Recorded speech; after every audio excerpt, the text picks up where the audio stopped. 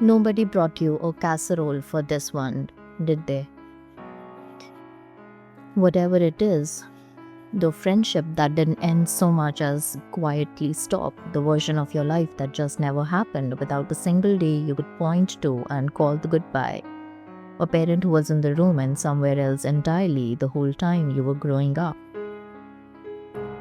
We have a script for death, flowers, funeral, a sanctioned window of being visibly not okay. We don't have one of those for the losses nobody else clocked as losses. And the cruelest part isn't even the grief itself, it's that because nobody else recognizes it, you start wondering if you're even allowed to feel this. You are, obviously. But I know that as a sentence from me doesn't actually fix the wondering. So let's talk about what does. For named grief, the kind with a funeral attached, I go to Joan Didion's The Year of Magical Thinking. Precise almost to the point of clinical, and that precision is the entire gift.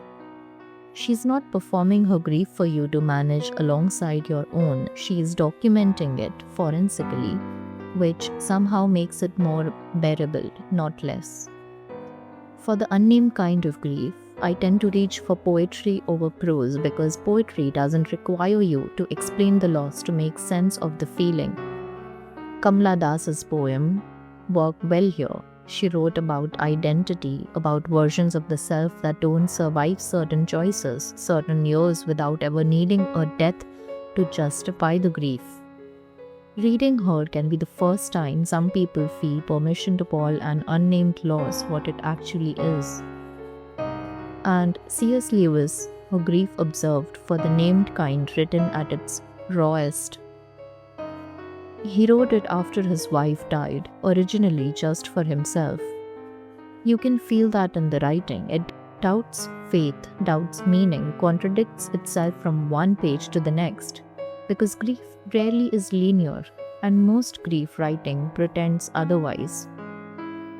This one doesn't.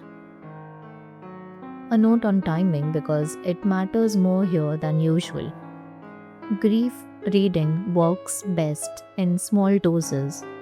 A poem, a few pages, and not marathon sessions. You're not trying to finish the book, you're trying to feel accompanied for a few minutes at a time. If you don't know what you feel right now, if it doesn't have a name yet, that's not a failure of feeling. Some griefs take longer to find their language than others.